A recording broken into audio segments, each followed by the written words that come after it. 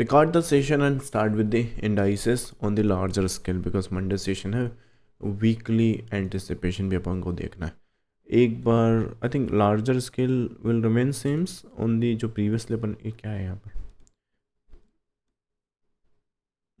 One second.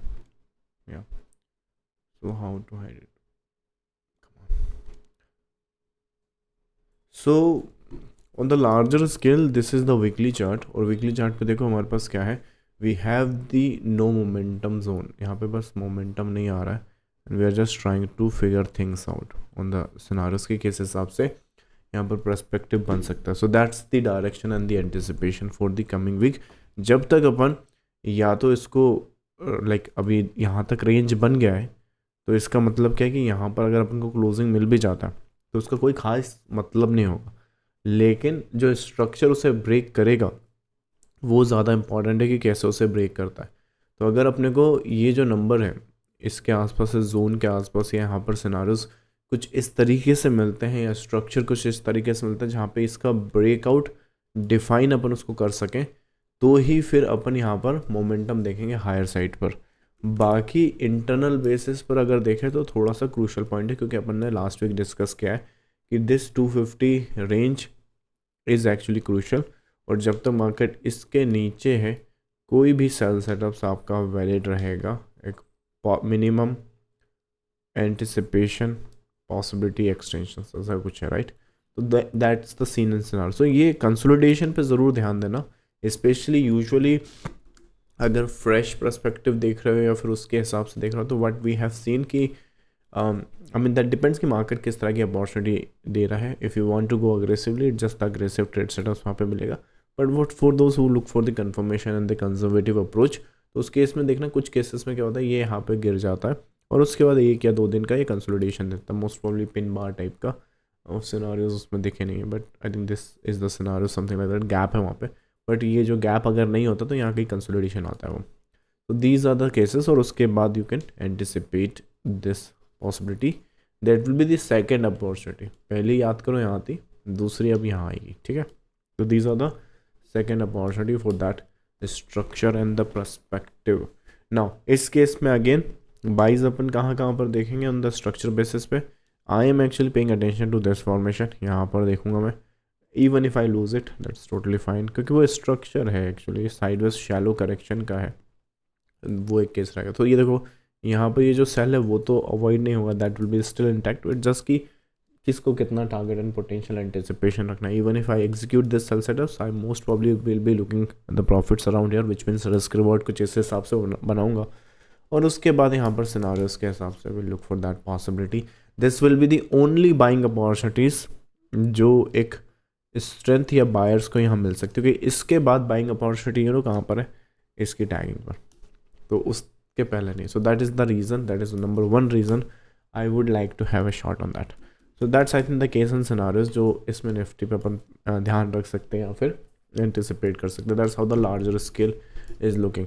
Now weekly basis पे तो again I think pin bar ही expect करो. लेट्स सी किस हिसाब से बनता है. So we have a range of 24,400 lower side पर 23,600 ये अपना रेंज रहेगा लार्जर स्केल पे. लेवल्स की अगर अपन बात करें तो लेवल्स ये ब्लैक वाला जो है वो चेंज नहीं हुआ है. शॉर्ट टर्म बेसिस पे आई थिंक एक ये ड्रॉ कर रखा है. उसके अलावा अगर इंट्राडे या 5 to 15 मिनट्स अगर अपन देखें अभी के हिसाब से क्या सिनारियोज़ हैं तो most probably I think internal basis पे थोड़ी सी यहाँ पर वीकनेस मार्केट दिखा रहा है और अभी के लिए यहाँ पर साइड वेज सा दिख रहा है. सो मोस्ट प्रॉब्ली अगर इसमें बाइज अपन को देखना है फ्रेश तो मोस्ट इंटरनल बेसिस पे यहाँ डाउन यहाँ पर नहीं करना है. एक ऊपर आएगा and then you start first and the possibility एक यहाँ से फोकस कर सकते हो फॉर द इंट्राडे या शॉर्ट टर्म पर्सपेक्टिव. सेल्स हमें यहाँ पर 2 मिल सकते हैं. पहला तो अगेन गैप फिलिंग के आसपास फॉर द प्रॉफिट बुकिंग. दूसरा है यहाँ पर ये इंटरनल यहाँ पे कंप्लीट होगा. इसमें 5 होगा 1 2 3 4 5 and then you look for that possibility. Hopefully extensions मिल जाएगा. यू कैन डू इट और anticipate it may be these are the level जहाँ पर फोकस कर सकते हैं. I think that's the intraday structure I think for the Nifty. 1 second.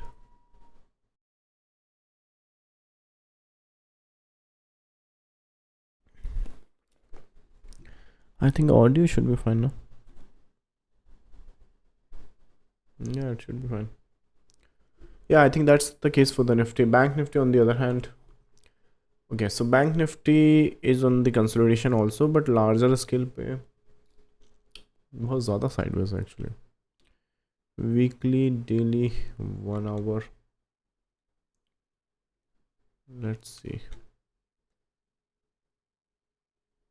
I think we have a fifth wave scenarios अभी के लिए तो वही लेके चल सकते हैं. थोड़ा सा ट्रायंगुलरिश फॉर्मेशन है इंटरनल बेसिस पे.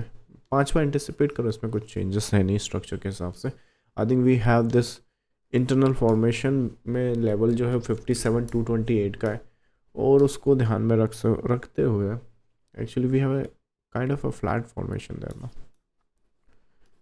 एक ड्रॉप और मिल जाए तो आई थिंक ट्रेंड लाइन के आसपास देखो, ड्रॉप डाउन ये रिवर्स कर सकता हूँ बाय ऑल मीन्स, इस पर फोकस कर सकते हैं. बाकी लार्जर स्केल पर daily and the weekly we are showing strength on the bank Nifty. I think एक स्ट्रेंथ है. नेक्स्ट पॉसिबिलिटी उसमें चेंजेस के रहेंगे 59,418 के, और अभी इंटरनली 1 2 3 4 5. लार्जर स्केल पे 1 2 possible 3 shallow correction and then continuation. So that means कि थर्ड की पॉसिबिलिटी हो सकती है. बट बैंक निफ्टी का स्ट्रक्चर और नेचर ऐसा है कि ज़्यादा गेंस वो है ना होल्ड कर नहीं पाता. So eventually they every time they make a new high, they just struggle to maintain that. That's the nature of it. I think जब तक मेरे हिसाब से अगर अपन ये वाला फेज़ हटा दें, जो कोविड वाला, मतलब एक ये बस ये अनएक्सपेक्टेड है, इसके बाद तो फिर वो देखो तो वही हर इमेजिन करो अगर कोविड नहीं आता तो क्या होता. वो ये चार्ट ऐसे बनता रहता, इवेंचुअली इस तरीके से आता हो. So that's in the perspective. So ये बैंक निफ्टी का नेचर ही है. So I mean don't put the target too high and all that, but internal basis पे this is the on the positive side. So I think down ज़रूर है, but Nifty से ज़्यादा strength है क्योंकि इसने टैग भी किया ना प्रीवियस हाई. वो कैसे 1 सेकेंड आई थिंक फॉर जुकाम हुआ फॉर सम ऑड रीज़न, बारिश ज़्यादा तेज़ है इधर. बैंक निफ्टी के बाद I think for those who trade bitcoin is simple. I think anticipation wise अभी के लिए वापस से इसने ऊपर जाना स्टार्ट कर दिया है. It's maintaining that, but keep in mind कि इसमें ब्रेकआउट्स पे बाइज मत करना और ब्रेकडाउन पे सेल मत करना. If you want to sell it, sell the rise, buys the dipper. एक और सिनारियोज है, ये जितनी बार ऊपर जाएगा ना ये वाला बाई प्रीवियस बाई से रिस्की हो जाएगा, बट नया जो सेल होगा वो प्रीवियस सेल से ज़्यादा पोटेंशियल टारगेट देने की पॉसिबिलिटी रखता है. दैट मीन्स ये भी, दैट मीन्स ये भी, और that means surety. So these are the possibility and scenario. So ये हाइस पर सेल है, बॉटम्स पे वाइज है, एंड बिटकॉइन जब तक ये नंबर टैग एंड टेस्ट नहीं कर रहा है तब तक एंटिसिपेशन फ्रेश डाउनवर्ड साइड की. That's the scenarios. Gold on the other hand continue to trade on the downward side. एक नया लो अपन देखेंगे. So keep anticipating that. No change, we have discussed that in the previous session. Oil on the other hand, for those who trade, oil के लिए I think oil थोड़ा सा strength दिखा रहा, but keep in mind कि वो pull back scenarios है. so एक बार कंप्लीट हो गया, करेक्शन एंटिसिपेट करो. 8,500 का रेजिस्टेंस है वहाँ पर. I think that's the larger perspective. XAG USD for those who trade. Silver, I think silver on the other hand pull back, इसमें नया लो लग चुका है, बट 1 आवर के हिसाब से फ़िलहाल के लिए डायरेक्शन नहीं है एक लार्जर स्केल की. How can we anticipate the direction and all, but I think wait and watch करो सिल्वर के लिए. आई थिंक नेक्स्ट वीक तक ज़्यादा क्लियर हो जाएगा. Ethereum for those who anticipate, I think ये काफ़ी इंटरेस्टिंग पॉइंट है. एक्सट्रीम पर एक बार सेल देखना ज़रा, एक्सट्रीम पर यहाँ पे काफ़ी अच्छे सिनारियोज मिल जाएंगे. no matter what, if you reach it, let's try this thing. Next anticipation on the internal basis पे we are maintaining this channelized formation. I think इसमें structure wise यूजुअली तो यहीं से हमने इंटैक्ट करना होता है, बट कुछ केसेस में हम इसमें 3 बना के यहाँ से निकल के एक up side and then again a down side. So if you are looking for buy setups, I think ये ब्लू में आपको मिलेंगे सेल्स. आपको एक इसमें मिल सकता है और एक इसमें मिल सकता है. That's I think the case जो इथेरियम में रहेगा. चलिए रिजल्ट्स, अच्छा सॉरी कुछ रिजल्ट्स हमने डिस्कस करना है. I think some of the results played very nicely. I think Reliance वगैरह का भी था ना, रिलायंस होल्ड कर रहा है, स्ट्रक्चर बाइज है वहाँ पे. चलो, मैं अपकमिंग रिजल्ट्स हैं अल्ट्राटेक सीमेंट के, डेली पर देख लो ज़रा इसको. आई थिंक रेजिस्टेंस काफ़ी है वीकली बेसिस, स्ट्रक्चर के हिसाब से तो स्ट्रेंथ दिख रहा है. सो आई थिंक पर वो ब्रेकआउट पे जहाँ खड़ा हुआ है वहाँ फ्रेश बाइस काफ़ी risky for some odd reason. If it falls back, ये एंटिसिपेशन है, चैनलाइज फॉर्मेशन में है, ये कंटिन्यू करता रहेगा बस इसको. ये करते हुए ये टैग करना है, that's the internal phase. I think ये एक डेली पर सिनारियोज रहेंगे. 1 आवर पर भी सेम ही है, कोई खास फ़र्क है नहीं वहाँ पर. So I think try not to buy the breakouts, pullbacks ज़्यादा अच्छे हैं इस तरह के स्ट्रक्चर्स में. That's the case. Paytm on the other hand, इसके भी रिजल्ट्स हैं, it's also in the future and options. Internal basis पे तो 5 वीक की एंटिसिपेशन है, we can anticipate 1 2 3 4 5. That means इसका जो सपोर्ट है वो रहेगा 1300 के आसपास. Wait, 1280. So 1280 is a reference point for this support. Resistance तो इसमें 1425 के बाद कभी भी वो एक लार्जर स्केल पर रेजिस्टेंस इंटैक्ट है, चेंज नहीं है. 1 सेकंड.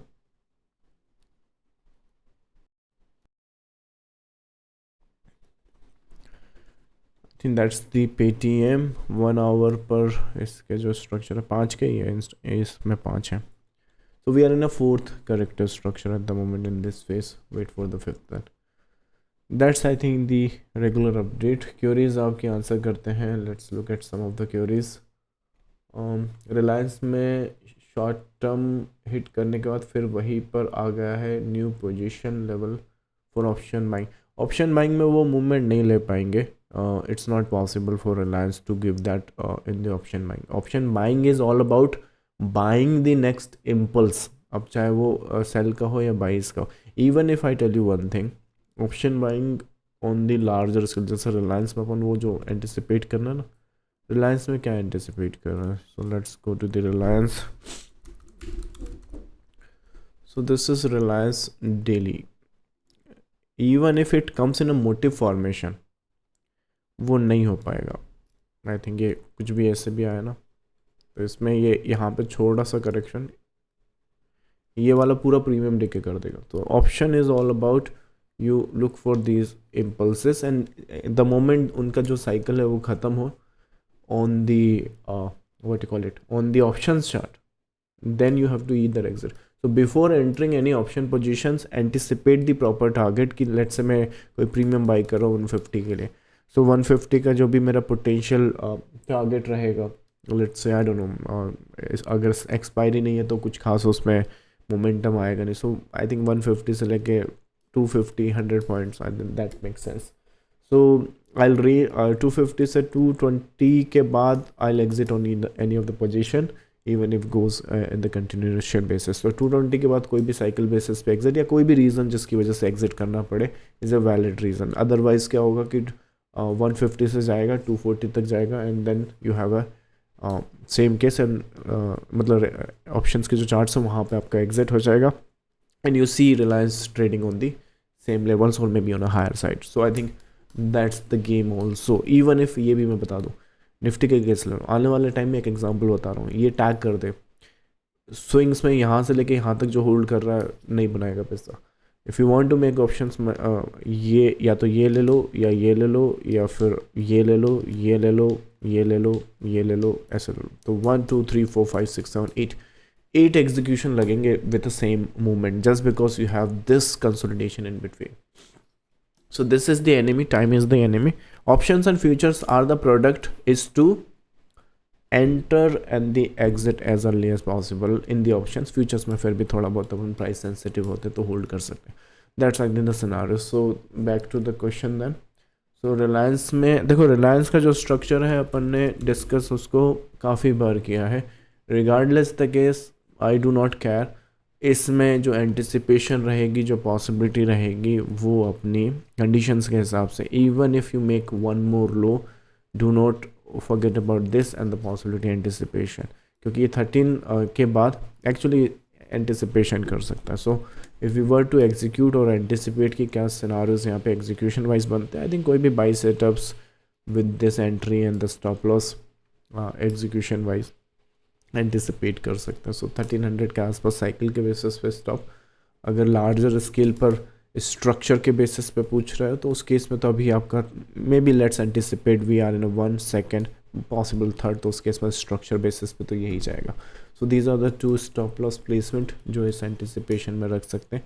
कीप इन माइंड पहला रेजिस्टेंस 3060 और फिर ट्रेंड लाइन का रहेगा, इसके बाद फिर कोई रेजिस्टेंस वहाँ पर है नहीं. Regardless the case this structure will tag the higher side. It might take time. That's the normal thing to do because structure ही ऐसा, वो रिलायंस 20 लाख करोड़ का कंपनी मूव करने में ही थोड़ा बहुत ऊपर तो जाएगा ना, तो उस हिसाब से ऊपर नीचे जाएगा. So I think that's a regard, it's bound to happen, it's just the matter of the time.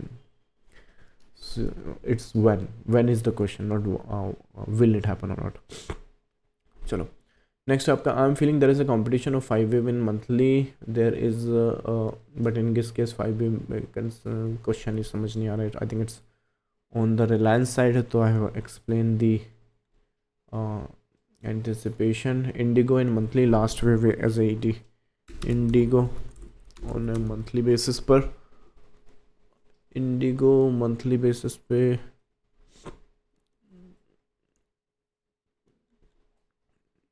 I think you can anticipate. हाँ, इसको अगर ऐसे कैलकुलेट कर रहे हो तो last wave of ED does not matter whether it's ED or not, look for selling opportunity here. But from my I think let's see, I think किस हिसाब से सिनारियोज बनते हैं, there could be a possibility. Usually इस तरह के stocks गिरते नहीं, but I think we never know यहाँ पे क्या कॉजेस करेंगे. आई थिंक ले सकते हैं अभी के लिए last wave is 80, that's correct.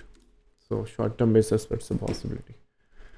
Chalo, I think that seems like all the queries at the moment. Alrighty, so thank you all for joining the daily and a weekly live session. I'll stop the recordings and upload the video. Thank you.